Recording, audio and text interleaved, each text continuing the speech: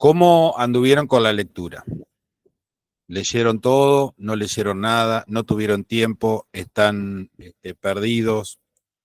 Bueno, la idea de la actividad esta que estamos llevando adelante, en relación a la clase 2, bueno, para aquellos que han leído el material de la clase 2, el material específicamente de la clase, eh, esta clase 2 tenía como propósito, como objetivo, la profundización de los aspectos fundamentales de la legislación cooperativa, hacer una relación con ese concepto de identidad social del cooperativismo con la identidad jurídica de las cooperativas, y por último conocer los distintos tipos o lo que se denominan genéricamente los modelos cooperativos que tenemos en nuestro país y en la provincia de Río Negro. Así que bueno, vamos a ir iniciando un poco, retomando lo que habíamos charlado en el encuentro anterior, las primeras expresiones de las cooperativas en nuestro país, como mencionábamos, se dieron por allá por fines del siglo XIX.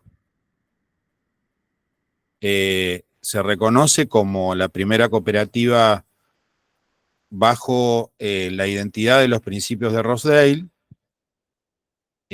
al Progreso Agrícola de Pigüé, que se creó en octubre se inició en octubre de 1898 en la localidad de Pigüé, la provincia de Buenos Aires. Capaz que alguno de ustedes proviene de esa zona o de una zona cercana, en el sudeste de la provincia de Buenos Aires, sudeste de la provincia de Buenos Aires, bien digo, localidad de Pigüé, sobre la ruta 33. Ahí se radicaron colonos de origen francés, fundamentalmente, y conformaron una cooperativa que en principio fue una cooperativa de seguro para granizo. Posteriormente, esa cooperativa para granizo se fue diversificando las coberturas, pero básicamente los pequeños productores que se habían asentado en esa localidad veían perdidas las cosechas porque por ahí contrataban otro tipo de cobertura justamente para granizo y no tenían, al momento de necesitarlo, no tenían la cobertura económica. Entonces, pensaron en una organización que cubriera esas necesidades. Digamos que el inicio del cooperativismo en la Argentina básicamente se dio en el ámbito rural preferentemente, con el asentamiento de las corrientes inmigratorias del siglo XIX. Posteriormente y más lentamente comienza el desarrollo del cooperativismo en el ámbito urbano, fundamentalmente con las cooperativas de consumo. Las primeras experiencias que datan de principios del siglo XX, con la cooperativa, lo que fue, en realidad lo que es todavía, fue una cooperativa muy grande de consumo que se llamó el Hogar Obrero. Quizás algunos de ustedes lo recuerden. Esa cooperativa, el Hogar Obrero, aún no existe, pero digamos, llegó a tener un desarrollo muy importante, llegó a ser el principal supermercado, digamos, que tenía sucursales o filiales en la provincia de Río Negro, y en la década de los 90 sufre una crisis económica a partir de los vaivenes de la economía de principios de los 90 y bueno, entra en concurso preventivo de acreedores y demás. Hoy por hoy existe, digamos, es un símil cooperativa obrera, ¿sí? Y posteriormente, digamos, en el ámbito urbano, ya te doy la palabra, Iván, habías levantado la mano. No, simplemente para seguir con esta cuestión del urbano respecto de la cooperativa obrera, más allá de la cuestión de consumo, surge en rigor de verdad, esto, porque como vamos a ver la tipología hoy de las cooperativas, en rigor de verdad el hogar obrero surge por la necesidad de vivienda, ¿sí? E incorpora la parte de consumo, que es lo que la hace más grande todavía, y después la parte de crédito. Cuento esto para que lo tengan presente cuando veamos las partes, digamos, la tipología de las cooperativas. No intento ser disruptivo en esto, sino para que vean cómo se pueden conjugar distintos tipos de o modelos. La misma cooperativa puede tener distintas secciones y construirse de una manera horizontal para brindar servicio a sus asociados. No sé, Rosita, ¿vos habías levantado la mano? Sí, era para agregar que hasta la conformación de la cooperativa obrera que mencionaba Héctor, eh, se dice que se empieza a tomar en serio la doctrina del cooperativismo porque antiguamente solo algunas entidades, algunas sociedades cooperativas como que respetaban los principios y el resto la utilizaban por algún beneficio social o simplemente para lucrar, hasta que se funda la cooperativa obrera. Quería mencionar eso nomás. Bien. No, perdón, ahí está. Ahí está, baja la mano. Se llamó Cooperativa de Consumo, Edificación y Crédito, el Hogar Obrero, ¿sí? Bueno, digamos, ese desarrollo, digo, incipiente del cooperativismo en el ámbito rural y en el ámbito urbano, posteriormente vinieron las cooperativas de servicios públicos, sobre todo aquellas que tuvieron en el interior del país, digamos muy fuertemente en las provincias de Córdoba, Santa Fe, provincia de Buenos Aires, Entre Ríos, y por qué no Río Negro, las que tenían que ver con la prestación de servicios eléctricos, ¿sí? Denominadas genéricamente de obras y servicios públicos. Ya más entrada el siglo, digamos, sobre los años 50, 60, comienzan a aparecer las primeras cooperativas de trabajo, cooperativas de vivienda, las cajas de crédito cooperativo que fueron muy importantes en la Argentina. Hoy, digamos, básicamente existe un solo banco cooperativo de muchos que existieron, pero bueno, vamos a ver esos modelos un poquito más adelante. Lo importante de resaltar y relacionándolo con el encuentro anterior, en el que mencionábamos que el Código de Comercio, primer Código de Comercio, había referenciado 3 artículos que hablaban de cooperativismo, no se sabía mucho a qué apuntaba, pero en definitiva lo que queremos resaltar hoy y puntualizar es que el desarrollo del cooperativismo se dio antes de una legislación específica, pero sí apuntando lo que decía, o teniendo en cuenta lo que mencionaba Iván y lo que decía Rosa, muchas veces las cooperativas se decían cooperativas, pero en realidad no respetaban esa identidad originaria de los pioneros de Rosedale, ¿sí?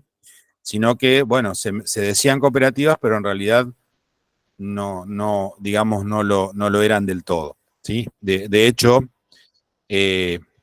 vamos a tener la primera ley de cooperativas en el año 1926.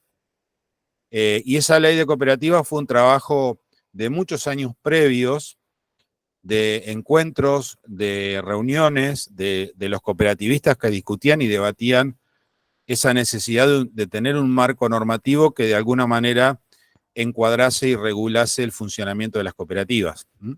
La ley 11.388 fue la primera ley de cooperativas que regula en términos generales y definía o caracterizaba las particularidades de las cooperativas. Y como se dice, que, bueno, esta ley justamente estaba inspirada en esos principios que habían establecido, principios de funcionamiento que habían establecido los pioneros de Rosedale. Pasaron muchos años, hasta 1973, es decir, pasaron 47 años prácticamente, hasta que en el año 73, por distintos motivos, porque se había sancionado la ley de sociedades comerciales, etcétera, etcétera, se sanciona por decreto la ley actual de cooperativas, la ley 20.337. ¿Y por qué, digamos, por decreto? Porque en ese momento no gobernaba, digamos, o no estaba en el ejercicio del gobierno representantes elegidos democráticamente. Estábamos en un periodo del gobierno de la Revolución Argentina. En ese momento el presidente era, yo lo sé, pero digamos, me gustaría si alguno se acuerda.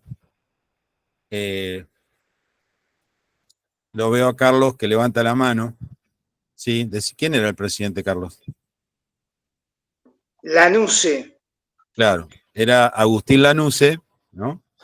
Presidente de la Nación en ese momento. El gobierno de la Revolución Argentina había tenido otros presidentes, pero en ese momento, no sé si por sorteo o qué, le tocó a Lanusse ese tiempo, y se sanciona por decreto ley, que después todo decreto de un gobierno de facto queda firme, digamos, puede ser ratificado por el Congreso, y si el Congreso no lo ratifica, la ley queda firme.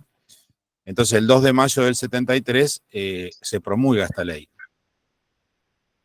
Paradójicamente, en un gobierno de facto no democrático, entidades que regulan, o digamos una ley que regula entidades que tiene principios y valores que van con la democracia, la solidaridad, etcétera. Y también, paradójicamente, lo decíamos el otro día, el cooperativismo tuvo participación en la redacción a través de una comisión redactora de la ley. Si ustedes tuvieron oportunidad de leer la exposición de motivos de la ley, la exposición de motivos es inmensamente rica, pues de alguna manera nos va explicando los motivos y los fundamentos por los cuales la ley tiene el articulado que tiene, y es una ley para la época muy didáctica y digamos, y muy prestigiada, si bien tomó algunas cuestiones, como también lo mencionábamos el otro día, de la ley brasilera. Entonces, la técnica y la claridad expositiva es una de las cuestiones que se destacan significativamente de la ley, y fue una ley innovadora para la época, como señalamos ahí en el desarrollo de la clase. Y toma en su articulado los principios que la Alianza Cooperativa Internacional había de alguna manera aprobado, los principios cooperativos en 1966. Los principios cooperativos se formularon en 1937, de Rochdale, luego se revisan y se reformulan en el año 66, y del 66, como hablábamos también el otro día, pasamos a la Declaración de Identidad Cooperativa del año 95, ¿sí? Bueno, lo que nosotros vamos a ver hoy, digamos puntualmente, ya que la ley es una ley didáctica y puede ser entendida y comprendida, creemos, teniendo en cuenta la exposición de motivos y teniendo en cuenta su articulado, vamos a ver particularmente, o analizar, y ahí me gustaría, yo tiro un poco las puntas y bueno, y abro la participación. Tres aspectos. Lo que es el artículo 2 de la ley, que es cómo define la ley de cooperativas a las cooperativas y cómo las caracteriza, que ahí tenía que ver un poco lo del trabajo 1, que ustedes tenían que vincular los principios cooperativos, los 7 principios cooperativos, con los caracteres que la ley menciona. Y ahí, bueno, para alguno que le haya quedado duda, ¿no? Vamos a tratar este tema en particular. La ley define a las cooperativas como entidades. Ente. ¿Qué es un ente? Es algo que es o algo que existe, ¿sí? Eso es el concepto de ente. Entidades fundadas, dice fundadas, en el esfuerzo propio y la ayuda mutua. Fíjense que dos valores, esfuerzo propio, esto que veíamos de los valores del cooperativismo, la autoayuda, la autorresponsabilidad, la ayuda mutua, como valores fundamentales plantea la ley. Y después hace una caracterización. tienen capital variable y duración ilimitada. Es una de las primeras características. ¿Con qué principio asocian ustedes esa característica? Capital variable y duración ilimitada. Es decir, a diferencia de las sociedades fijan un capital y fijan una duración que habitualmente la fijan en 99 años. Las cooperativas no tienen un tiempo finito. O sea, pueden nacer y morirse al otro día, o pueden nacer y perdurar eternamente. Por eso es ilimitada. Entonces, la pregunta que yo les haría, o digamos para que la tratemos y de responder entre todos es, ¿con qué principio de los del 95, de la Declaración de Identidad Cooperativa, asociamos esta característica?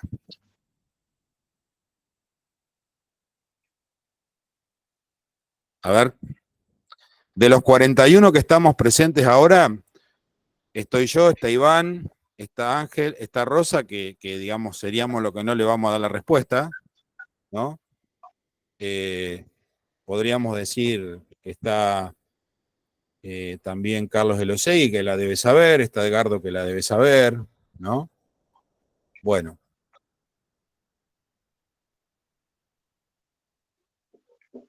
Repasemos los principios de Rosedale. Primer principio, ¿cuál es? Adhesión voluntaria y abierta, ¿verdad? Segundo, control democrático por parte de los asociados. Tercer principio, participación económica de los asociados. Cuarto principio, autonomía e independencia. Quinto principio, educación, entrenamiento de información. Sexto principio, cooperación entre cooperativas. Séptimo principio, preocupación por la comunidad. ¿Con cuál de estos 7 principios asociaríamos a esta característica? ¿Con el 1, con el 2, con el 3 o con el 4? Vamos a hacer un concurso. El que contesta bien se gana una promesa de pago.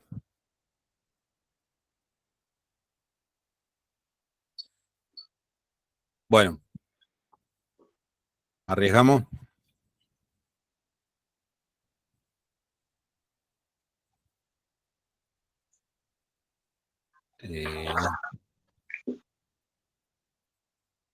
No se escuchó, Carlos, lo que quisiste decir, o fue el mate que hizo ruido.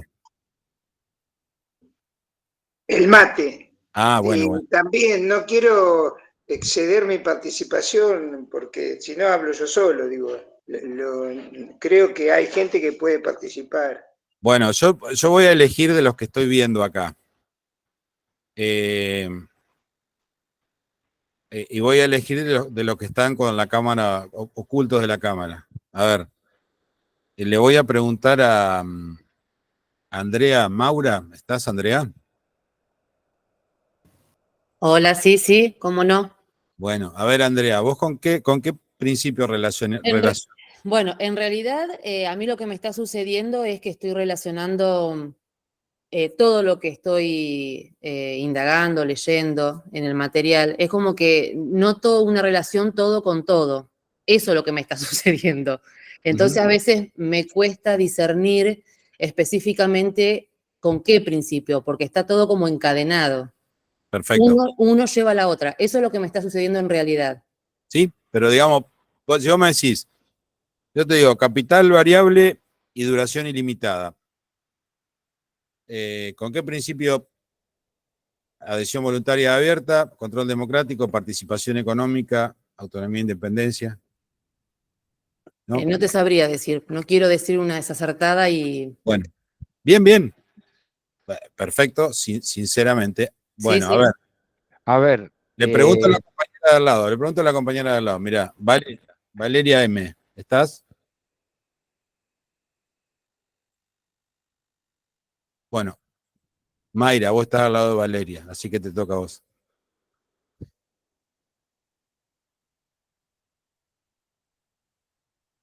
Creería que con la autonomía y la independencia, que van más allá de los tiempos, porque si eso se mantiene, se va a mantener a través de los años.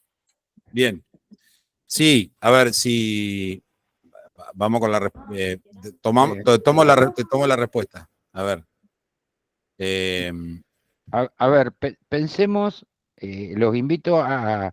Yo entiendo lo que dijo Andrea, que se hace confuso entender, no es confuso, cuesta poner el chip para entender todas las normas que están relacionadas con el cooperativismo, están directamente vinculadas a la identidad cooperativa.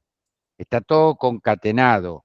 Lo que estamos tratando de hacer desde acá es lograr digamos, generar un ámbito de participación donde todos colaborativamente podamos incorporar estos conceptos y aprenderlos con H intermedia para poder aplicarlos. Esto no es un examen, esto es una suerte de conversatorio donde nosotros podemos contar experiencias. Agradezco la humildad de Carlos Mazzolo, veo que está Edgardo Mardones también. La idea es ir pensando, a ver, ¿cuál fue la pregunta inicial de Héctor? ¿De dónde surgió? Digamos, vayamos a la esencia de la pregunta. Entonces, tenemos, a ver, yo arrancaría de atrás. Lo de autonomía e independencia es fundamental, porque no existe ninguna entidad cooperativa ni mutual que no tenga autonomía e independencia. Eso es genial porque es transversal en todas las normas y disposiciones complementarias. Bien. Lo del capital. A ver, ¿cómo constituimos el capital de la entidad? A ver, demos vuelta a la pregunta. ¿Sí? Porque el término legal de capital variable, claro, para mí, que soy abogado, o por lo menos tengo el título, puede resultar sencillo. Pero si vuelvo a lo de hoy, a lo de la semántica, ¿no? ¿Cómo hacemos para empezar con la cooperativa? ¿Qué hacemos? ¿Nos juntamos, firmamos unos papeles y nos fuimos? ¿Y arrancamos? Bueno, bien. Bueno, ahí Maite contestó. Muy bien, Maite. Bien. Bien, Bueno, esa es la idea. Ahí está un poco, digamos. El capital variable tiene que ver con la participación económica. Recuerden que el enunciado del tercer principio cooperativo comienza diciendo que todos los asociados contribuyen a la formación del capital de su cooperativa, ¿sí?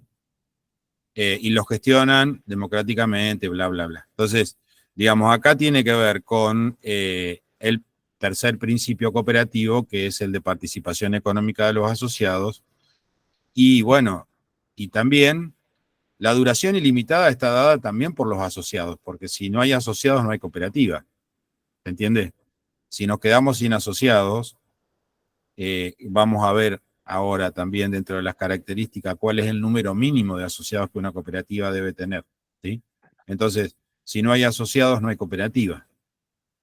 Y si no hay asociados que aporten capital, tampoco hay cooperativa. Entonces, necesariamente hay un aspecto económico en la conformación de las cooperativas, pero que ese aspecto económico no necesariamente tiene que ver con el lucro. Para lograr un objetivo, necesitamos, lo vimos el otro día cuando hablábamos de la empresa cooperativa, necesitamos el componente económico, el componente material y necesitamos el componente humano, lo que se denominan genéricamente los factores de producción, ¿no? Entonces, perdón, Héctor, tengamos en cuenta que son asociaciones de personas, no de capital.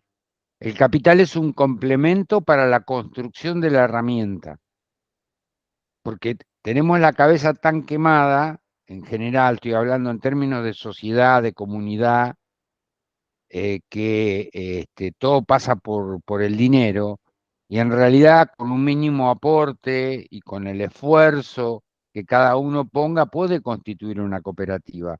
Es una sociedad de personas, no de capital. Por eso está la clara diferenciación con las sociedades comerciales, que van por otro andarivel, ¿sí? Donde ellos hablan de ganancias y nosotros hablamos de excedentes, que eso, bueno, en la próxima clase lo vamos a ver, pero digo, es sociedad de personas, primero el hombre, como sujeto, como actor, como factor dinámico de la realidad, como transformador, con esfuerzo, porque en todas las comunidades pequeñas, como contaba Héctor hoy, se pusieron de acuerdo para tener luz.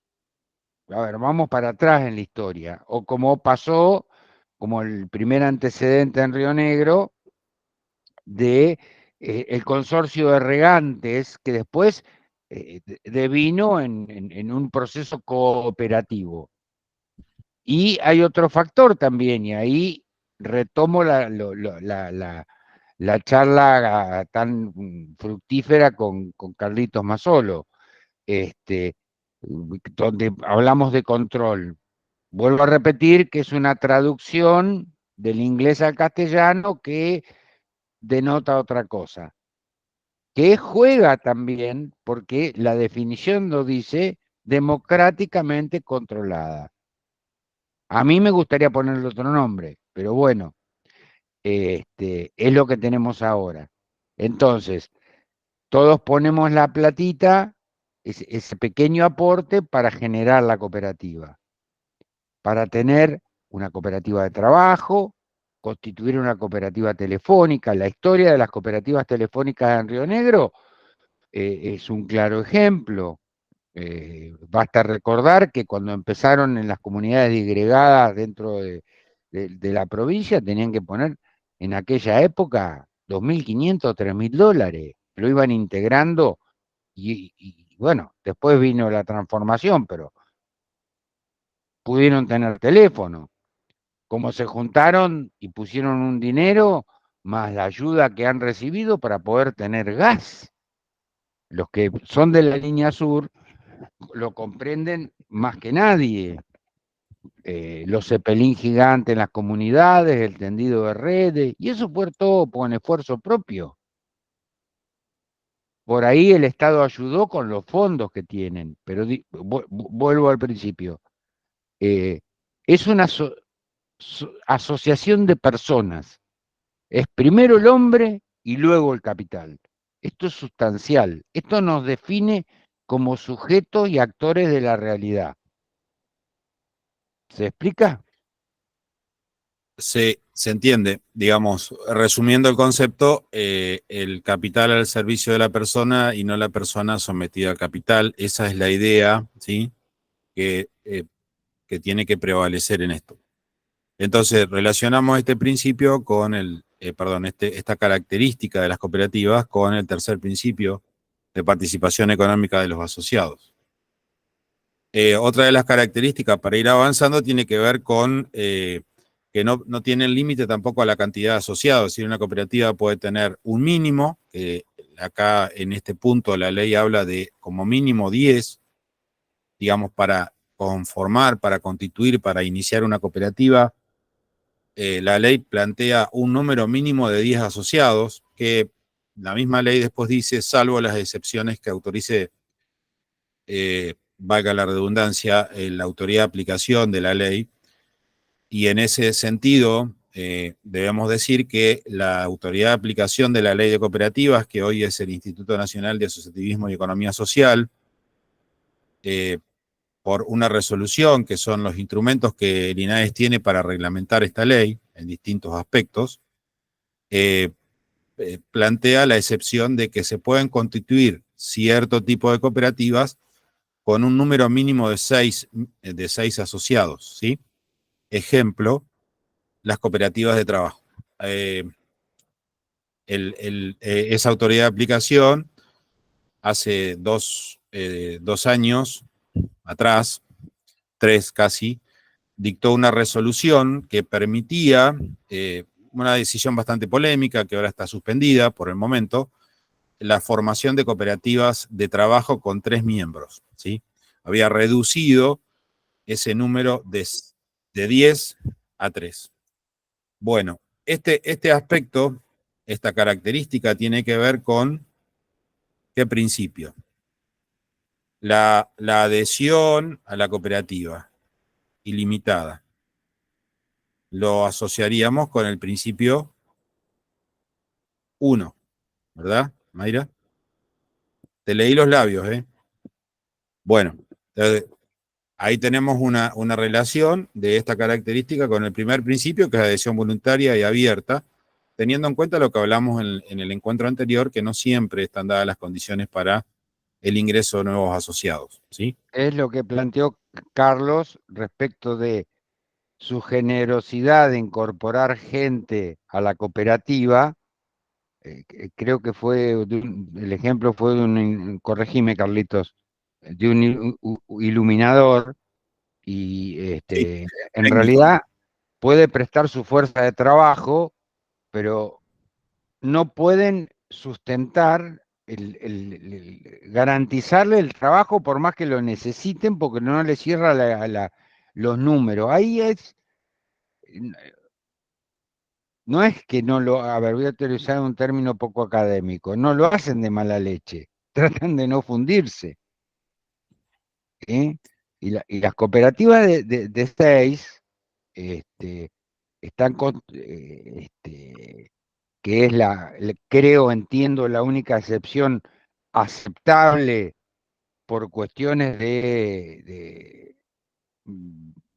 digamos, la única excepción que tiene la ley, porque el invento chino esto de 3 no sirve, te desvirtúa todos los valores y principios cooperativos, porque no, a ver, de salir por la vida a desvirtuar el modelo cooperativo, ya nos pasó. ¿Sí? Hubieron quienes lo usaron como una herramienta con otros fines. Cuando ahora, por suerte, la AFIP antes te permitía generar, ya te dejo, Carlito, teníamos lo que se llamaba grupos asociativos, donde vos te inscribías y podías constituir una suerte de mini sociedad monotributista donde podías vender tus servicios, ¿sí? Olvidémonos, estoy hablando del aspecto de la cooperativa de trabajo, ¿sí? Ahora con la nueva ley esta que sacaron, el artículo 93 prevé una de 5, pero no viene por el lado de las cooperativas, viene por el lado de la FIP. Se tiene que inscribir, hacer cosas y no vulnera ningún principio cooperativo, ni se intromete en la ley de cooperativas ni en las resoluciones de la autoridad de aplicación. Gracias. Carlos. Sí, trato de ser cortito. Me parece que, a ver, lo que voy a decir es más porque lo conozco de hace 30 años a Iván y sé que está diciendo la puntita del iceberg de todo lo que sabe, de todos los conocimientos que tiene y sobre todo lo más valioso que aporta siempre es todo lo vinculado con las leyes. Dicho esto con respeto, con amor y con honestidad, digo, se torna aburrido este tipo de cosas por lo siguiente. A mí me parece que la pregunta se sintetizaba así. Las cooperativas están centradas en las personas. Esto pasa con la cooperativa obrera, que muchos pueden decir, pero es un supermercado. La anónima también es un supermercado, pero en el año no me acuerdo cuánto, hubo una inundación terrible en Comodoro Rivadavia y la anónima, que era la única que en Comodoro Rivadavia tenía agua mineral, la aumentó un 700%. Eso está centrado en el capital, le importaba ganar y no las personas.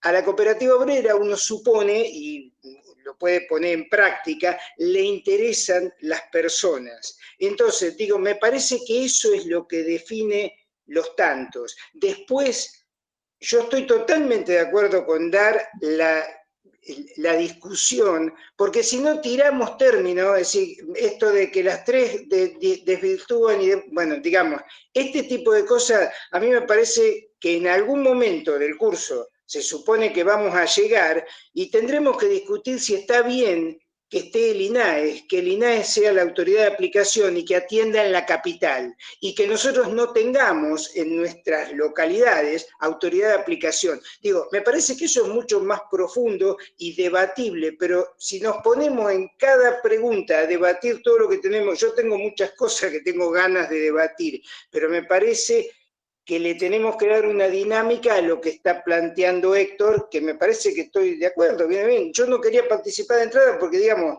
la sé a la respuesta y no tiene mucho valor mostrar que sé eso, digamos, y que hay que arriesgar, aunque uno se equivoque, si se equivoca y la pifia, después no se le olvida más eso, así que no hay que tenerle miedo, me parece. Muy bien, Carlos, gracias. Bueno, entonces, sigamos con el desarrollo y vamos animándonos por ahí a arriesgar, como dice Carlos, ¿no? La otra característica es la distintiva respecto de otro tipo de organizaciones, sobre todo de sociedades. Hablamos de las cooperativas como un tipo de asociación, ¿eh? Por eso hablamos de miembros asociados a las cooperativas. Es que cada asociado tiene un voto al momento de decidir, ¿no? Cualquiera sea el monto de las cuotas sociales de capital o del capital que tenga aportado la cooperativa, ¿correcto? Entonces, esta característica, ¿con qué principio lo estaríamos asociando? No es la B de la victoria. Control democrático. Muy bien, Maite.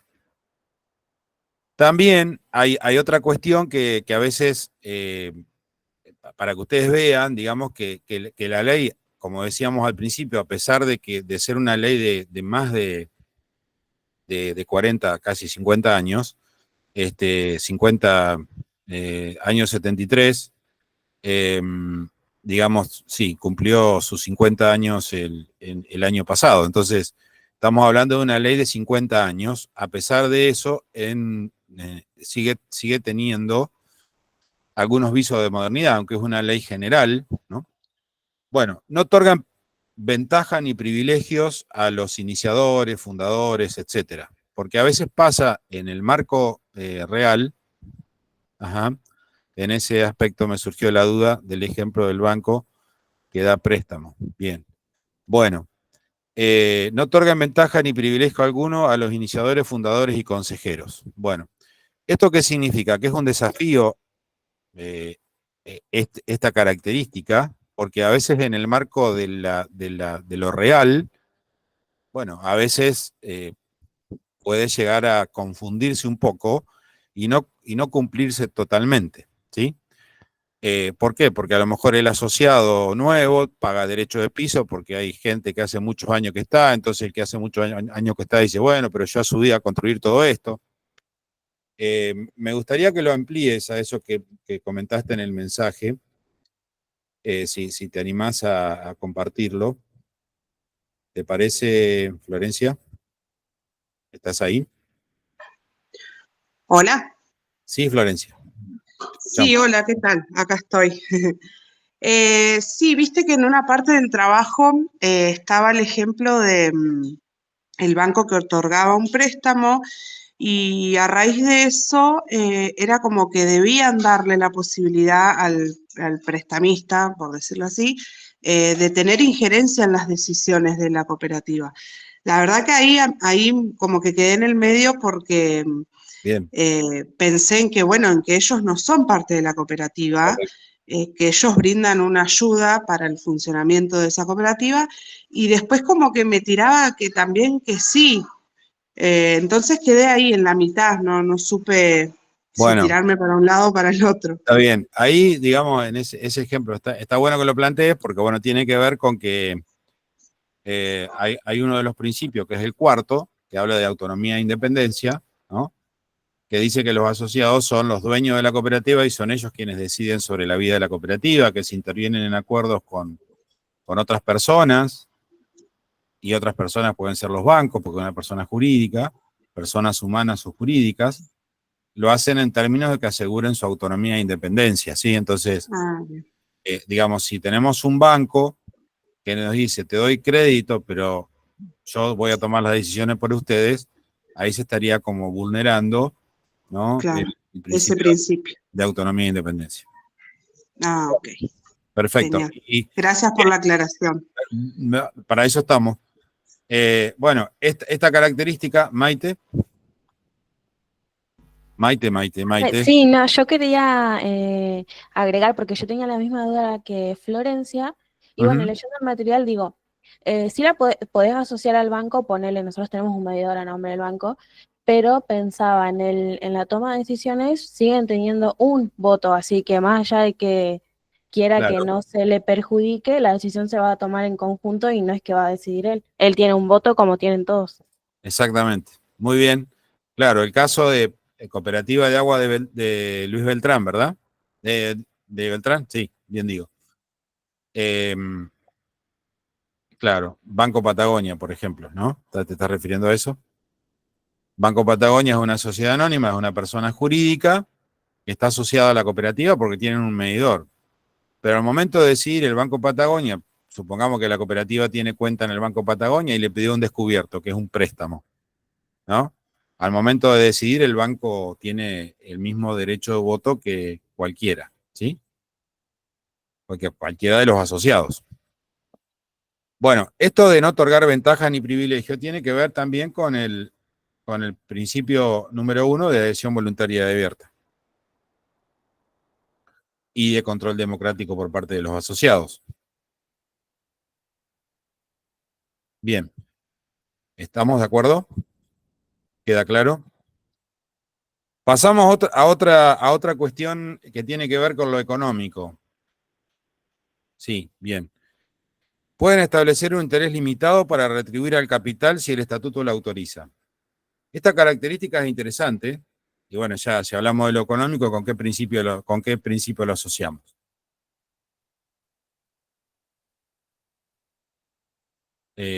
Con el principio número participación económica. Muy bien, Lorena. Participación económica. Digamos, las cooperativas no persiguen un fin, no perciben un fin de lucro. Lo vamos a ver ahora cuando veamos próximamente lo que es el acto cooperativo. Y decíamos que el capital en las cooperativas está al servicio de las personas, es decir, la centralidad de las cooperativas de las personas, pero para que la cooperativa pueda prestar servicio hace falta el capital, entre todos lo conformamos. Entonces puede aparecer como justo retribuir ese capital que a lo mejor con mucho esfuerzo el asociado por toda la cooperativa, ¿sí? Y si lo que la ley plantea es que si se reconoce un interés al capital, ese interés sea limitado, ¿sí? Y da digamos, deja abierto a que el estatuto, que es el reglamento, digamos, no es un reglamento, digamos, el marco normativo propio de la cooperativa, el estatuto social, establezca si se va a reconocer y cuánto se va a reconocer. Pero no tiene un fin de, digamos, que el capital en la cooperativa sea para lucrar, sino sea para prestar servicios a todos los asociados. En la siguiente característica, distribuyen excedentes en proporción al uso de los servicios sociales, también tiene que ver o tiene relación con el principio del que estábamos hablando anteriormente, con el tercer principio, participación económica de los asociados. Más adelante vamos a ver el artículo 42 de la Ley de Cooperativas. Es decir, hoy vamos a ver el 2, el 4 y el 42. Fomentan la educación cooperativa, ¿con qué tiene que ver? Quinto, muy bien. Ahí lo identificamos. Prever la integración cooperativa, ¿con qué tiene que ver?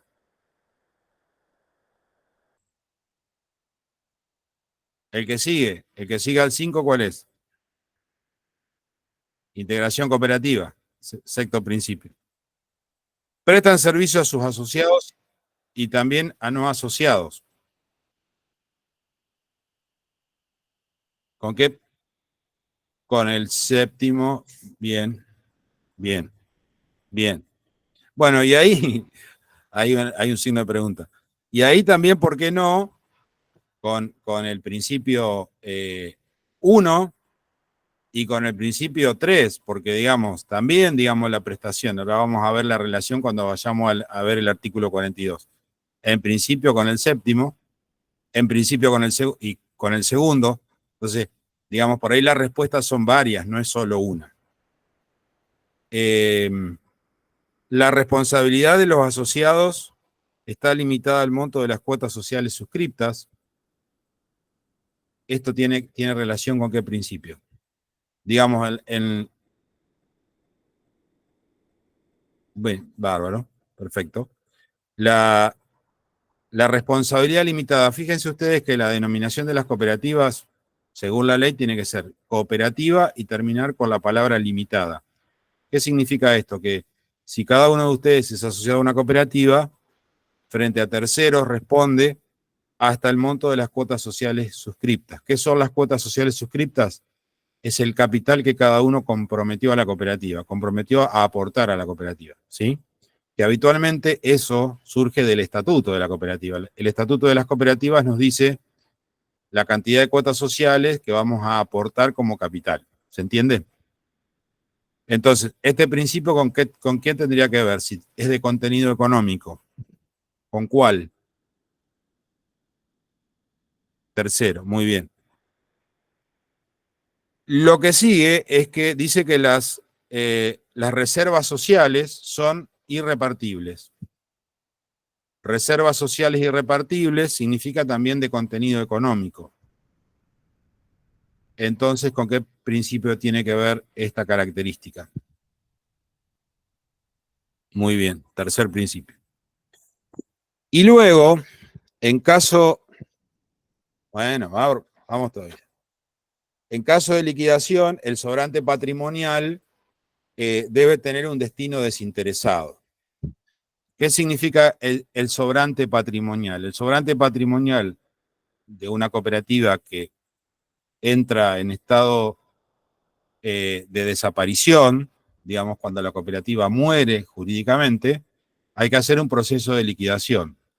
¿En qué consta ese proceso de liquidación? Simplemente es, bien, sí, tiene relación con el séptimo y también tiene relación con el tercero. Entonces, si una cooperativa se liquida, ¿qué se tendría que hacer? Vender los bienes que tiene, cobrar lo que tiene para cobrar, pagar las deudas, si cancelar el pasivo de la cooperativa, devolver el capital a sus asociados y si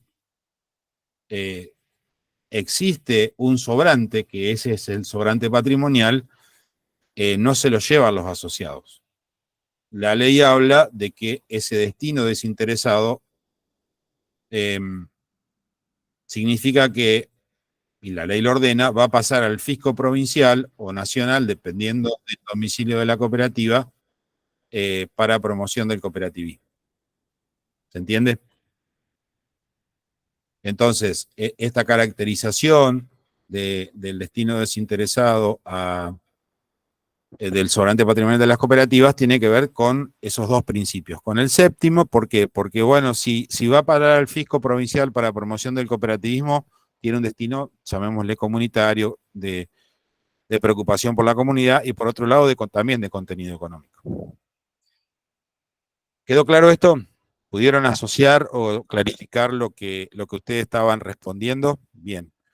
Por ahí si alguno revisa, digamos, su respuesta y dice, ay, le pifié en tal o cual punto, bueno, lo puede volver a mandar, digamos, al trabajo si quiere revisarlo. Otro aspecto fundamental de la ley de cooperativa tiene que ver con el acto cooperativo. El acto cooperativo, digamos, lo define muy bien la ley de cooperativas. Si ustedes en el material de lectura tenían un documentito ahí que habla sobre el acto cooperativo, y son todos aquellos actos que la cooperativa realiza con sus asociados, las cooperativas entre cooperativas e incluso las cooperativas con terceros. En el viejo Código de Comercio, que ya no rige más, hoy tenemos un Código Civil y Comercial, y en este aspecto por ahí, Iván, corregime si le pifio, digamos, el Código de Comercio anterior definía un poco lo que era el acto de comercio, y voy a tomar ese ejemplo, aunque ya no rija, pero digamos, el acto de comercio o de mercado que tiene que ver con la finalidad de lucro no es el que prevalece en el ánimo del acto cooperativo. El acto cooperativo tiene que ver con la prestación de un servicio en las condiciones más convenientes para sus asociados. Entonces, los asociados en la cooperativa son asociados porque operan entre sí, y cuando operan y salen al mercado, lo hacen a los efectos de cumplir la finalidad del servicio cooperativo. Por ejemplo, si una cooperativa de consumo, para tomar el ejemplo que veníamos refiriendo, si nosotros en nuestra familia fuéramos una cooperativa de consumo y vamos al supermercado, es decir, vamos al mercado a aprovisionarnos de insumos, mercaderías, alimentos, mercaderías, artículos de limpieza, de higiene personal, etcétera, etcétera. Cuando llegamos a nuestra casa, ¿qué hacemos?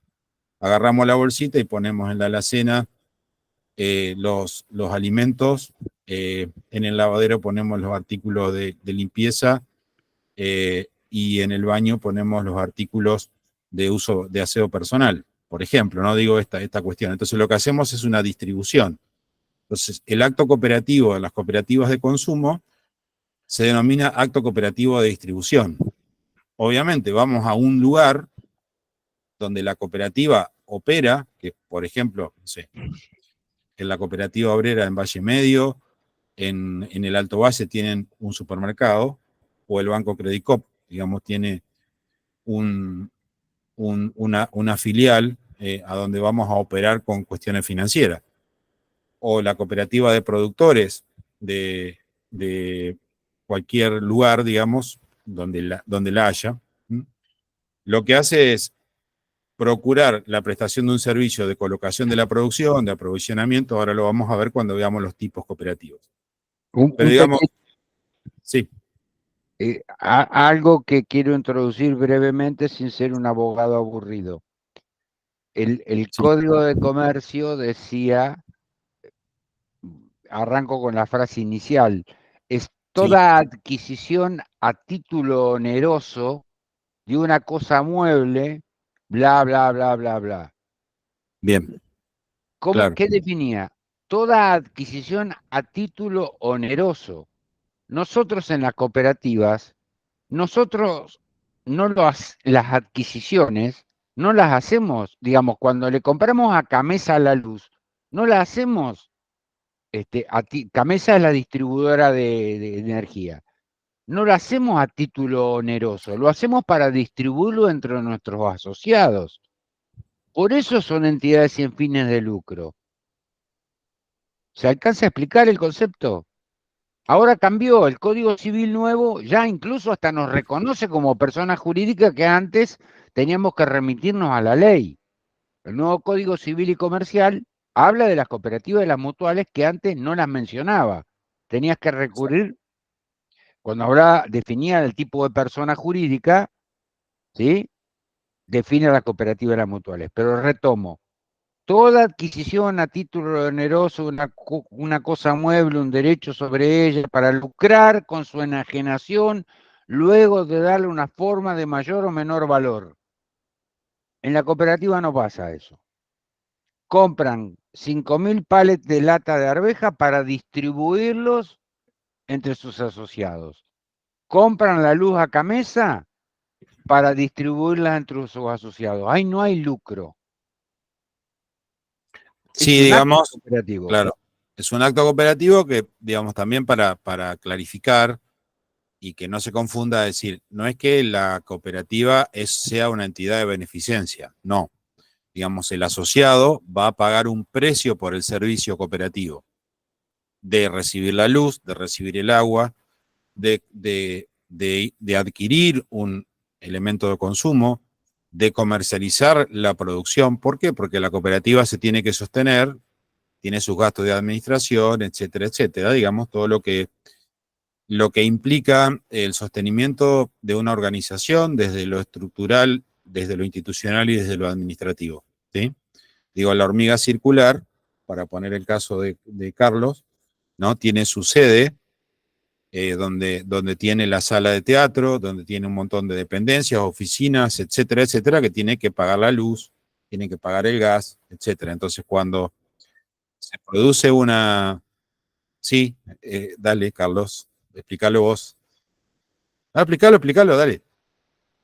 ¿No? Bueno, está silenciado, no te escucho. Y a vos no te leo...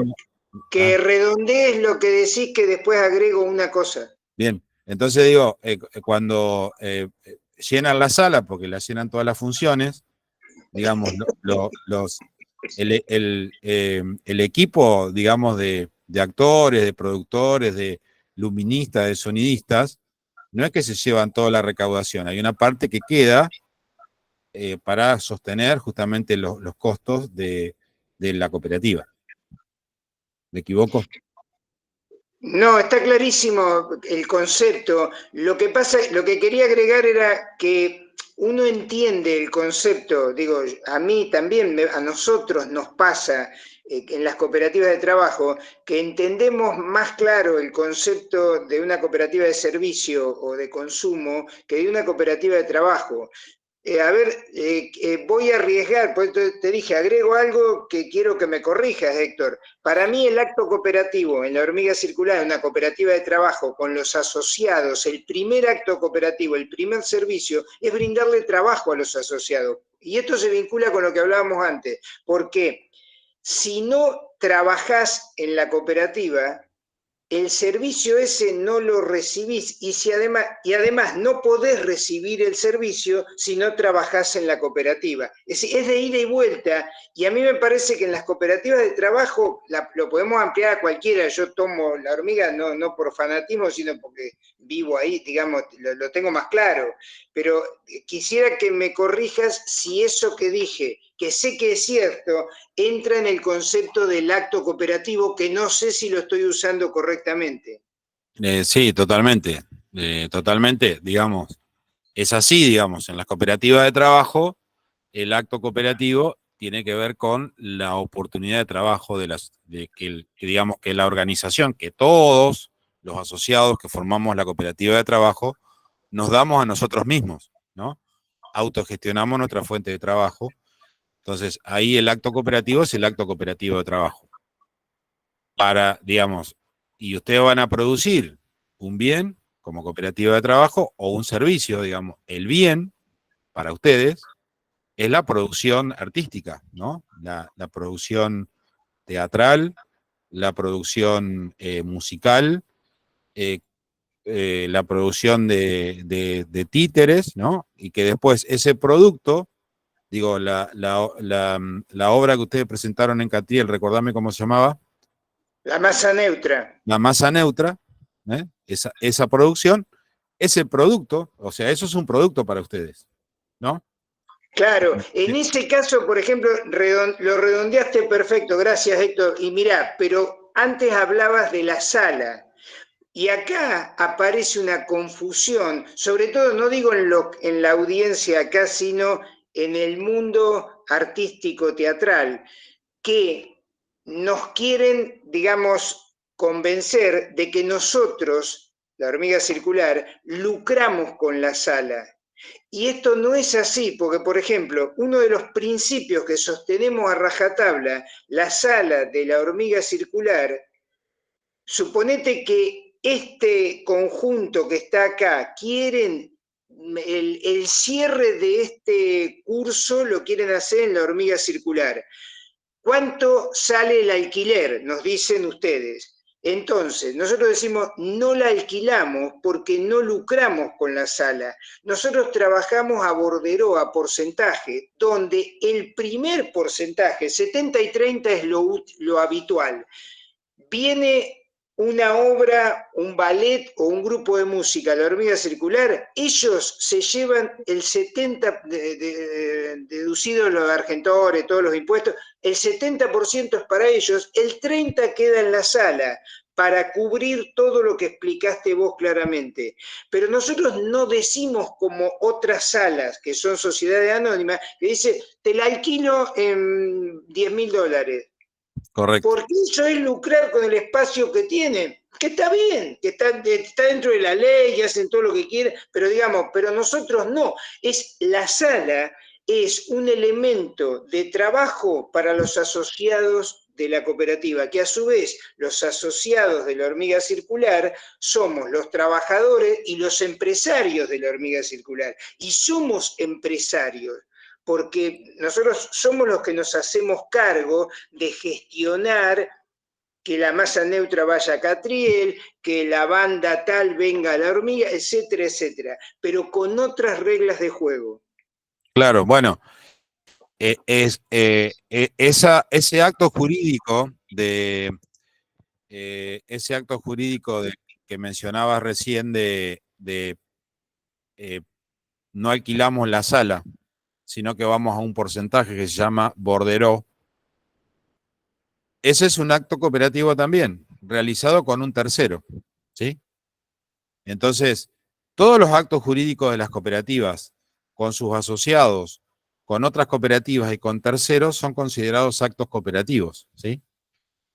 Y como están dados en función del objeto social, del cumplimiento de los fines institucionales, como dice la ley, no tienen esa finalidad o ánimo de lucro, y lo vamos a ver cuando analicemos ahora el artículo 42 de la ley. La debilidad que tiene esta definición del acto cooperativo es que no habla explícitamente del no lucro de las cooperativas. Entonces, ahí se da interpretaciones de tipo jurídico, entonces, que sí es la ventaja que tiene la ley de mutuales, que es mucho más limitada que la ley de cooperativas, pero tiene explícitamente establecido que las mutuales no están alcanzadas por ningún tipo de tributo nacional, bla, bla, bla. Entonces, la fundamentación, bueno, para los que no están en el tema, digamos, va a ser una cuestión de conocimiento ahora. Las cooperativas en general no están alcanzadas por el impuesto a las ganancias, mejor dicho, están exentas del impuesto a las ganancias, ¿sí? Pero para estar exentas tienen que pedirlo, tienen que hacer un trámite en la AFIP, tienen que demostrar justamente que no tienen finalidad de lucro. Y en realidad, por su naturaleza, tendrían que estar no alcanzadas. Es un defecto de la legislación que nosotros tenemos. No hay problema, Pablo. Es un defecto y bueno, y es es un debate permanente en el cooperativismo, si en el próximo presupuesto que se va a empezar a tratar ahora en la Cámara de Diputados, en el Congreso de la Nación, en el presupuesto se va a incluir a las cooperativas dentro del impuesto a las ganancias o no, ¿no? Entonces, bueno, todos los años es una espada de Damocles que pesa sobre el sistema cooperativo. Para avanzar y dar lugar al tiempo que nos queda a analizar los tipos cooperativos, vamos al artículo 42, que es también un elemento central para que podamos interpretar. El artículo 42 nos define el concepto de excedente. Hablamos de excedente en cooperativas, no hablamos de ganancia. En las cooperativas podemos hablar si el resultado es positivo de la gestión, hablamos de excedente, y si el resultado es negativo, hablamos de quebranto o de pérdida, ¿sí? En las sociedades hablamos de ganancia si el resultado es positivo y hablamos de quebranto si el resultado es negativo, ¿correcto? El mismo concepto sería aplicable el de superávit. Superávit suelen usar las asociaciones, ¿no? Pero no es ganancia. Para las cooperativas es un excedente. Y el artículo 42, si ustedes lo leen detenidamente, habla de la diferencia entre el precio del servicio y el costo del servicio que la cooperativa ofrece a sus asociados.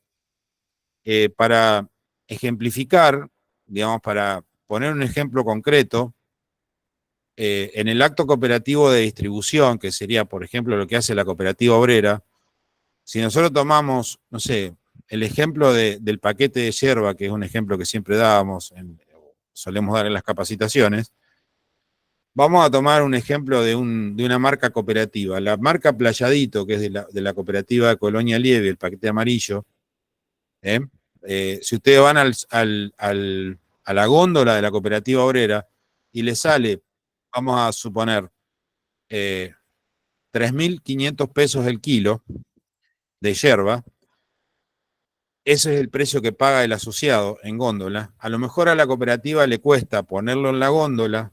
¿Qué significa ponerlo en la góndola? Comprárselo a los productores, traerlo, cargarle los costos de administración, los sueldos de los empleados, etcétera, etcétera. Supongamos que le cuesta 3.000. Entonces, el asociado, cuando va y paga ese paquete de yerba, está pagando 500 pesos más por paquete, ¿verdad? Eso sería el excedente. La pregunta es, ¿de quién es ese excedente? ¿A quién le pertenece? ¿Quién es el que pagó de más? Sí, Modesta. ¿Modesta? ¿Quién es el que pagó de más, Modesta? Ya que está, te pregunto. ¿Bajaste la mano? Bueno, ahí se configura un excedente. Si el excedente, el que fue a comprar a la cooperativa obrera fue asociado, es un excedente generado por operaciones con asociados, ¿correcto? Ahora, a la cooperativa obrera puede ir a comprar a alguien que no es asociado también.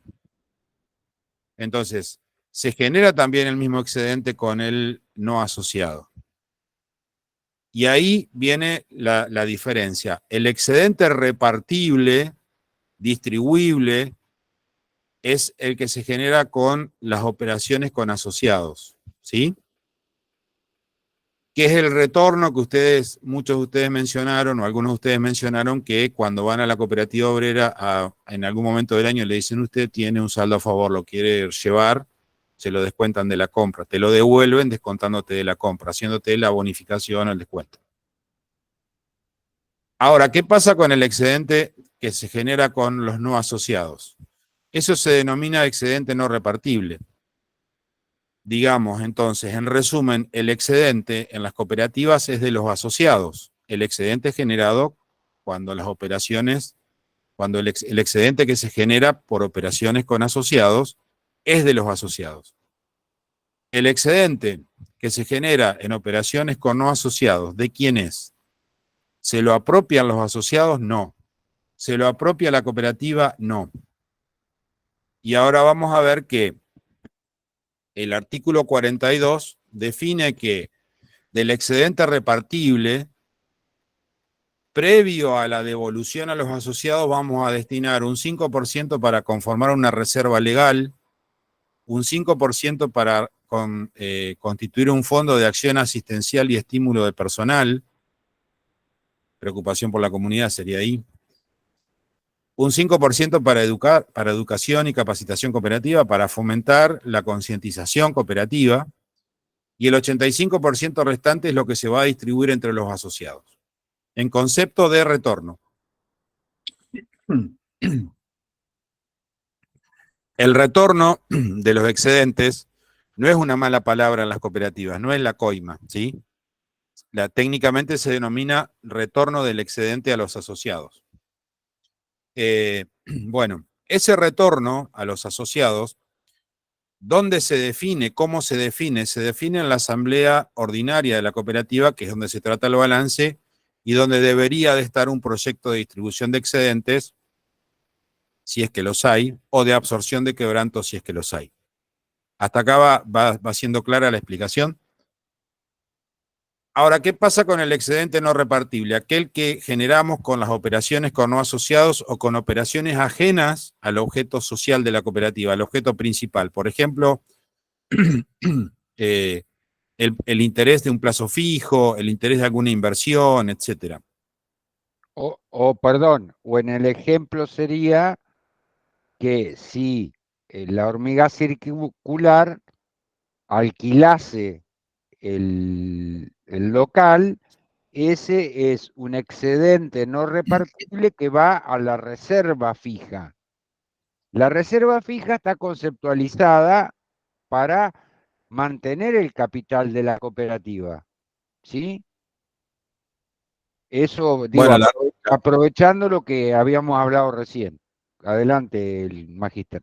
bien, claro, bueno, entonces, digamos, en los distintos tipos de cooperativas, y ahí surge lo interesante, porque, por ejemplo, en una cooperativa de consumo el excedente se determina de la manera que explicábamos en el ejemplo, pero en una cooperativa de trabajo, ¿cómo se determina? ¿Cómo determinamos el excedente repartible en la cooperativa de trabajo? No hay nunca. Bueno, no, vamos a poner el ejemplo. Vamos a poner un ejemplo que no tiene que ver a lo mejor con lo artístico, pero supongamos una cooperativa de trabajo de construcción, ¿sí? Si se determina el valor hora del trabajo de, no sé, de un oficial de albanil, que lo podemos determinar un valor de mercado que va a estar dado por el convenio colectivo de la UOCRA, por ejemplo. No tengo idea lo que vale la hora, pero supongamos que la hora valga 10.000, ¿correcto? Bueno, entonces, la cooperativa cobra por esa hora de trabajo 20.000. Vamos a poner, la cooperativa de trabajo cobra 20.000.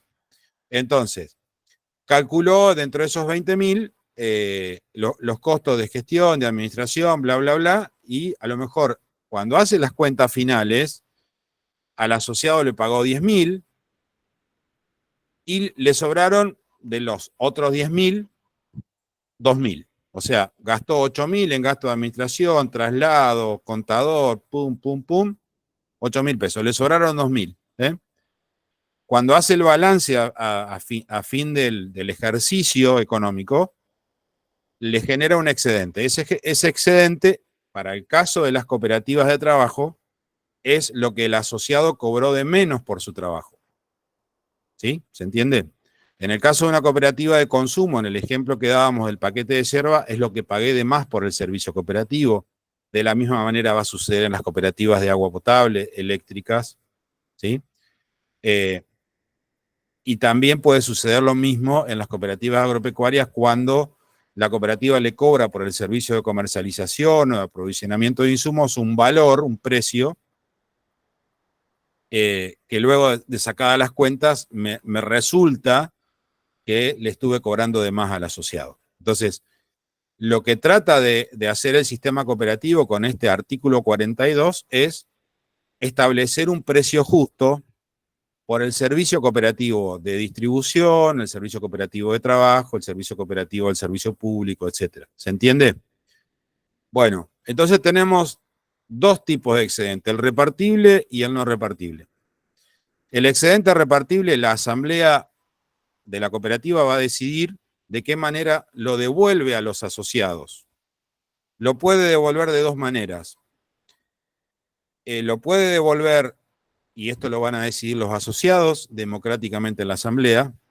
Puede haber una propuesta por parte de quien administra la cooperativa, de decir, bueno, nosotros necesitamos mejorar nuestra capacidad operativa, tenemos que ampliar, mejorar los servicios, entonces estaría bueno que lo capitalicemos. Entonces, en vez de ustedes llevarse esa plata al bolsillo, la capitalizamos en la cooperativa. Y lo que se van a llevar son acciones representativas de cuotas sociales. ¿Se entiende? Eso lo decide la asamblea. O la otra es que nos llevemos el excedente y la alternativa intermedia es la que una parte se capitalice y otra parte se distribuya entre los asociados, en efectivo o en equivalente en servicios. ¿Qué es lo que hace la cooperativa obrera? La cooperativa obrera, una parte seguramente se capitaliza y otra parte se distribuye entre los asociados en proporción al consumo de paquetes de yerba, en el ejemplo que usábamos, que hicimos durante el periodo que se denomina ejercicio económico. ¿Se entiende? Ahora, ¿qué pasa con el excedente no repartible? Iván hablaba de una reserva fija. La reserva, claro, lo que no hace el Credicop. Bueno, el Credicop no lo hace porque simplemente bueno, todos los bancos ganaron plata con las LELIQ. ¿Sí? El Banco Credit Corp tuvo excedente no repartible con las LELIQ y tuvo pérdida operativa, por eso no distribuye excedente. El excedente no repartible va a una reserva que se llama reserva especial del artículo 42. Las cooperativas no pueden tener otro tipo de reservas más allá de la que establece la ley de cooperativas, que es la reserva legal, la reserva especial. El fondo de educación cooperativa que se constituye con los excedentes lo tiene que aplicar en el periodo siguiente. Lo debería de aplicar si es que lo tiene, para actividades de educación y capacitación cooperativa. Y el Fondo de Acción Asistencial y Estímulo de Personal lo debería aplicar también con alguna actividad que, bueno, vaya justamente a acción asistencial y estímulo del personal. Algún premio al personal, algún presente, no sé, digamos alguna cuestión que tenga que ver con cuestiones asistenciales para estimular al personal. La reserva especial del artículo 42, que es irrepartible en caso de que la cooperativa se disuelva y se liquide, tiene como dueño final, el dueño no es ni la cooperativa ni los asociados, el dueño es el Estado, porque si la cooperativa se disuelve y se liquida, esa reserva especial pasa al Estado. Sí, la cooperativa la puede usar hasta para cubrir quebrantos, que es una de las preguntas que ustedes tenían en el trabajo práctico 2, de qué manera. ¿Qué pasa cuando la cooperativa tiene pérdida y no tiene excedente? No necesariamente tiene que tener excedente. A veces pasa esto. Carlos Alberto Mazzolo dice, no, porque perdemos plata. Bueno, hoy la realidad es que muchas cooperativas tienen pérdida, salvo algunas excepciones. En contextos inflacionarios, habitualmente las cooperativas, los resultados son catastróficos por cuestiones técnicas de ajuste por inflación. Entonces, digamos, si tuviéramos una economía que esté equilibrada, donde tengamos previsibilidad de costos y demás, y de ingresos, sería más fácil determinar esto. Pero si la cooperativa tiene un quebranto, ¿cómo la asamblea también tiene que definir de qué manera absorbe el quebranto? Entonces, la reserva legal está para eso, es decir, como para ir haciendo un ahorro para que en épocas de malos resultados, o de crotera, diríamos en términos poco académicos, podamos cubrir pérdidas, chao Karina, podamos cubrir pérdidas para no afectar el capital. También se podría afectar la reserva especial del artículo 42 que veíamos recién, que proviene de los excedentes generados con no asociados. Ahora bien, si nosotros cubrimos pérdida en este año con reserva legal, con reserva especial, y el año que viene tenemos excedente, previo a distribuirlo entre los asociados, tenemos que volver a su nivel las reservas que habíamos utilizado. ¿Se entiende? No sé si hay algún profe de contabilidad dando vuelta por acá. Bueno, según el artículo 42, exactamente. Bueno, hasta aquí la parte que hablábamos de excedente. Esto es interesante, digamos, seguir profundizándolo. Si por ahí algún concepto les quedó poco claro, estaría bueno que lo consulten, se lo consulten ahora o en la próxima. Antes de adentrarnos en lo poco que nos queda de tiempo, que son 20 minutos, para definir los modelos cooperativos. No sé, Rosa, ¿cómo estás para avanzar en ese tema? Estoy bien, o estoy como puedo, digamos. Bueno. Si te sentís bien, lo haces, no te relevamos. Estoy media congestionada, por eso tengo la cara media cuadrada. Bueno. No sé si tengo el mismo virus que tienen las chicas, no sé, empecé también igual que ellas.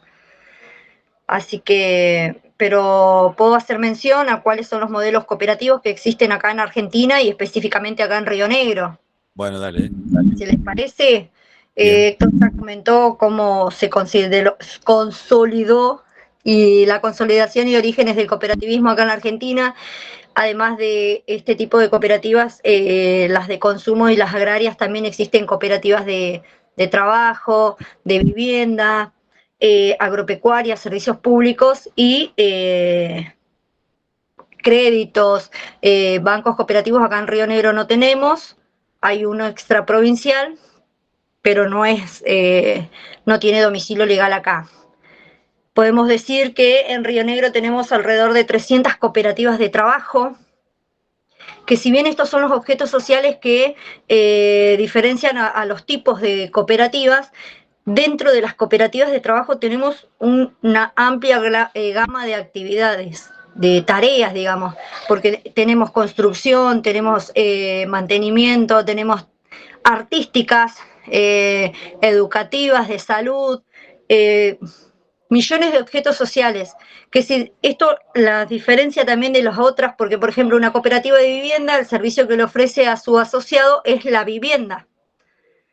En cambio, la cooperativa de trabajo, el servicio que le ofrece es el puesto de trabajo, entonces la persona tiene que ofrecer su fuerza personal a la cooperativa para poder obtener esta contraprestación que recién hacía mención Héctor también, que en una cooperativa de consumo va a estar dada por las operaciones que nosotros realicemos de acuerdo a la cantidad de compras que hacemos durante el ejercicio en la cooperativa, va a ser nuestro retorno.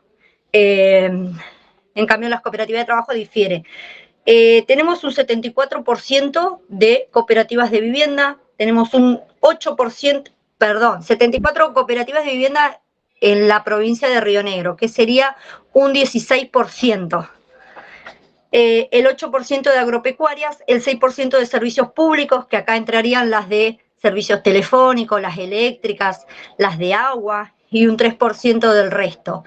Las cooperativas de servicios públicos, si bien actualmente son poquitas, no dejan de ser muy importantes, sobre todo en la línea sur y en el Valle Medio, porque fueron las cooperativas las que llevaron el servicio a la gente de los pueblos. Por ejemplo, el agua, la luz, el gas, el servicio telefónico, que si bien ahora el servicio telefónico vuela porque tenemos fibra óptica, antiguamente no existía eso. ¿Y quiénes eran los que se responsabilizaban de acercarle el servicio a las personas?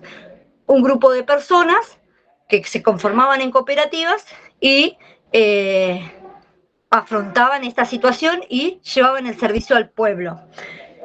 También, por otro lado, tenemos otros tipos de cooperativas que serían las cooperativas escolares, pero para este tema hay una unidad preparada que la van a dar más adelante, Rubén y Ángel, se me fue el nombre. Tengo un poco de fiebre también, chicos, así que si transpiro no es que estoy nerviosa, sino que es un poquito de temperatura nomás. No sé, Héctor, si quiere que agregue algo más. No, Rosa, está muy bien sintetizada tu intervención. No sé si fue muy rápido. No, está bien. De hecho, hay algunas particulares, o sea, tenemos unas diferenciaciones entre cooperativas de trabajo y el resto, como por ejemplo la normativa, la legislación, pero también sé que hay otra unidad donde vamos a profundizar acerca de este tema. Entonces, por ahí no quiero adelantarme a lo que va a venir en un futuro inmediato, digamos. Exactamente. Bueno, sí, digamos ahí, Rosa me comentaba por mensajito que andaba sintiéndose un poco mal de salud, entonces bueno, por eso le preguntaba si estaba en condiciones, pero bueno, creo que un poco el panorama, digamos, también como para ir resumiendo y cerrando, es que la ley de cooperativas argentina es una ley general, como decíamos, no hace una definición ecológica de las cooperativas, ustedes no lo van a encontrar en la ley de cooperativas, simplemente habla de cooperativas de base o de primer grado y cooperativas de grado superior, que bueno, que las cooperativas de grado superior son las federaciones, las confederaciones, sí. Claro, como las que hablamos, Y después, particularmente, como también decía Rosa, digamos, las cooperativas agropecuarias, las cooperativas de trabajo, vivienda, consumo, seguro, ahorro y crédito y dependencia de servicios.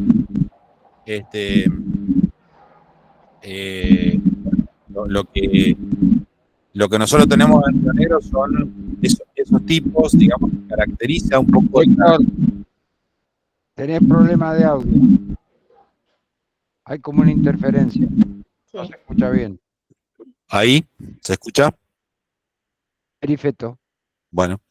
Les decía, digamos, que en Río Negro tenemos marcadamente, digamos, las cooperativas de trabajo con un 67% de prevalencia sobre el total del padrón de cooperativas activas, lo que nos marca, lo habíamos señalado en el encuentro anterior, nos está marcando, digamos, la necesidad de la sociedad, de la ciudadanía de Río Negro de, bueno, conseguir el sustento material. Y como decía Rosa también, la diversidad de objetos sociales en el sector de trabajo. Construcción, mantenimiento, educación, salud, arte, ¿no? Hay una diversidad de objetos sociales.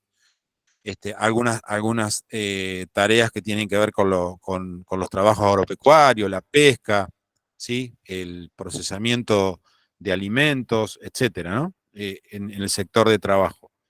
Algunas experiencias de cooperativas de trabajo que tienen que ver con la alimentación, alguna cooperativa de trabajo que ha sido la recuperación de una empresa comercial que quebró y que sus trabajadores la recuperaron, como pueden ser la cooperativa de trabajo JJ Gómez, la cooperativa de trabajo de procesamiento de pescado de San Antonio, bueno, y que los trabajadores han podido sostener y desarrollar y consolidar una experiencia de trabajo autogestionado. ¿Ah? Y luego, bueno, las cooperativas de vivienda, que son el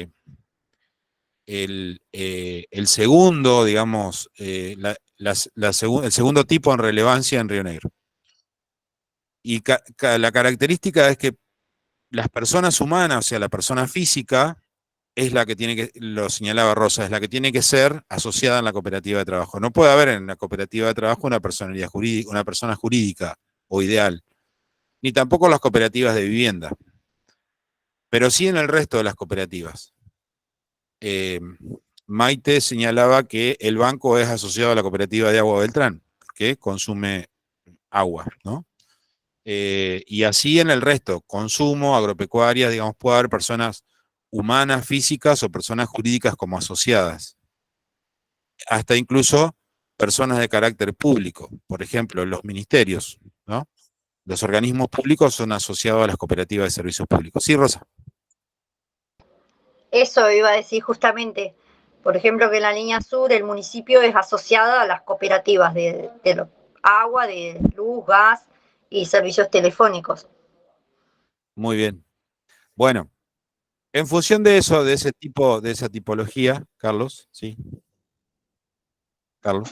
No, y que en algunas cooperativas como la de servicios públicos únicas concesionarias, el Estado municipal se reserva el derecho de aportar un integrante al Consejo de Administración, como por ejemplo en la Cooperativa de Agua de Maiqué, lo mismo en CEP de Bariloche. Claro, muy buena esa intervención, Carlos. Sí, también se da en la Cooperativa de Agua de Jacobasi, donde, claro, digamos, al ser únicas concesionarias del servicio, digamos, lo que no significa que es un monopolio, eso lo podemos discutir en otro momento, digamos, en los estados, en este caso los estados municipales, tienen un lugar en el Consejo de Administración de las cooperativas, no porque se lesione o vulnere el principio de autonomía e independencia, sino porque son asociados. En la cooperativa de Beltrán también dice Maite. Muy bien. En realidad está pensado esa participación para que articule el municipio, digamos, el desarrollo urbano con la prestación eficiente del servicio. Ese es el criterio de la participación en aquel momento eran consejos municipales, hoy municipalidades o comisiones de fomento o alguna otra figura jurídica comunal, digamos. Comuna, ahora tenemos comunas antes de ser municipios. Ese es el objetivo, fijar criterios. Por ejemplo, en Beltrán, que según su presidente es el agua que mejor moja en la provincia, se tienen que sentar con el intendente para ver cuáles son digamos, los requerimientos que está teniendo la comunidad y cuál es la planificación que tiene la cooperativa. Suele suceder que hay una comunión de criterios para avanzar en el tendido de red, tanto de cloacas como de agua. Probablemente con las cloacas salgan para un lado y el agua para otro, porque es donde hay mayor demanda. Entonces, ahí la figura del representante municipal, como pasa en Jacobás y como pasa en otras comunidades, la idea es que haya un consenso y que esto no le genere, y voy a hablar con todo respeto, se le ocurre llevar la cloaca a un lugar donde supongamos que hacen una especie de un semicountry cerca del río. Está bárbaro porque le pueden pagar la cloaca. El tema es, el caño de 5 kilómetros, ¿quién lo va a pagar? ¿Sí? Entonces, es una definición estratégica para que la cooperativa no recargue a sus asociados, porque esto va a implicar en el costo operativo de la cooperativa. Entonces, ahí es donde en el Consejo de Administración se tironean un poquito. Esa es la idea. ¿Se explicó el concepto? Por eso participan y muchos otros no participan, lo cual está muy mal, porque generan conflictividad innecesaria, donde las entidades, con todo el esfuerzo, con toda la dedicación que le ponen, a veces se sienten frustrados, ¿sí? De hecho, a veces no le prestan ni las máquinas de la municipalidad, que de hecho no es que se las presten, se las quieren alquilar y no se las alquilan para que la cooperativa siga prestando servicio. Una retro, por ejemplo, una retroexcavadora para hacer los pozos, ¿sí? Pues le decían, no, acá no, porque vamos a faltar o hacerlo ahora, porque, digamos, para eso está la figura del representante municipal. En algunos lugares es el intendente, en otras veces es el secretario de Obras Públicas y otras veces mandan un pelotudo. Digo. Bueno, claro. Bueno, está claro el concepto, que la idea es la de articular localmente con los gobiernos locales y que esa articulación sea virtuosa a los efectos del cumplimiento de los servicios. Rosa, querías agregar algo más. Iba a decir una bestialidad que no sé si decirla, porque este 6% de cooperativas de servicios públicos también es como que, si bien el Estado puede que las haya financiado de alguna manera, le dieron la gran mano porque llevaron la solución al pueblo. Cuando el Estado estaba ausente, fueron las cooperativas que llevaron esos servicios a los habitantes de la línea sur, por ejemplo. Yo doy como ejemplo la línea sur porque viví allá y sé lo que es no tener los servicios que por ahí uno acá en Viedma los tiene con tanta facilidad, y allá en los años 90 no los teníamos a gatas y la cooperativa de la telefónica ahí en el pueblo y parábamos de contar, digamos. Entonces, en alguna ocasión saqué agua del aljibe y qué lindo es abrir la canillita y tener el agüita. Entonces, bueno, eso. Por eso me arrepentí de levantar la mano, porque yo una una bestialidad, digamos. Pero bueno, es lo que siempre veo y siempre recalco la importancia, porque si bien son las menos, tienen un gran impacto en la sociedad. Claro, exactamente, un poco eso es lo que hay que resaltar, porque a veces, bueno, son cooperativas que ya la mayoría han cumplido muchas de las cooperativas de agua cumplieron sus 50. A desaparecer. Sí. Eso es lo más triste, que están tendiendo a desaparecer. Bueno, el tema es, bueno, chau a los que se van yendo, igualmente la clase va a quedar grabada todavía. Vamos a cerrar con algún concepto rapidito de esto que decía Rosa. Es importante rescatar el surgimiento de las cooperativas porque en ese momento justamente ni los privados ni el Estado estaban, entonces las cooperativas fueron las que generaron esos servicios a partir de la organización de las comunidades, sin duda. Y eso es parte de la conciencia colectiva que tendría que haber para que no desaparezcan, ¿no? Y es parte del trabajo que los cooperativistas y las cooperativistas tenemos que hacer. Rosa mencionaba un tipo especial de cooperativas que son las cooperativas escolares, que están dentro del artículo 114 de la Ley de Cooperativas. Va a haber una clase especial respecto de esto. Una de las cuestiones que en el trabajo de esta clase ustedes tenían que hacer o invitábamos a hacer era a que revisaran las resoluciones que hablan de la excepción a lo que se denomina concepto de mutualidad rigurosa, que es esto de que para usar el servicio de la cooperativa hay que ser asociado. Y, chau Iván, bueno, entonces los invitábamos a indagar en la página del Instituto Nacional y buscar esas resoluciones que hablan de en los distintos tipos de cooperativas cuándo se puede operar con no asociados. Y hacen una excepción al principio de mutualidad rigurosa. Entonces tenemos la excepción para cooperativas de trabajo, para cooperativas de vivienda, para cooperativas de servicios públicos, para cooperativas agropecuarias, etcétera, etcétera, etcétera. Váyanlo viendo y en todo caso lo consultan por el foro. Y la próxima clase, que se va a habilitar mañana, vamos a avanzar sobre derechos y obligaciones de los asociados. Rosa, ¿querías cerrar con algo? No, aportar sobre las cooperativas escolares, la importancia de la doctrina en las distintas escuelas, porque si queremos lograr un cambio generacional, es ahí donde tenemos que apuntar. Eso, nada más. Muy bien, concisa y sustanciosa los aportes de Rosa. Justamente, digamos, es un poco lo que hablábamos al principio mientras esperábamos que se sumaran, que hablábamos de esto de la importancia de la inserción de la temática del cooperativismo y el mutualismo educacional, de la cual nos van a hablar Ángel, que está presente hoy. Rubén no ha podido estar, pero va a ser parte de la última clase de este curso, de este seminario de actualización teórica. Así que les agradezco a todos y el haber participado.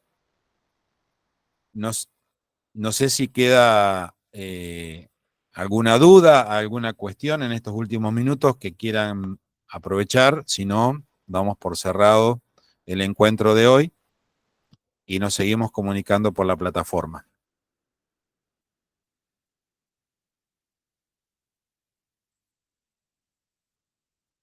Muy bien, entonces, nos vemos la semana que viene y nos estamos leyendo por el aula. Buena semana para todos.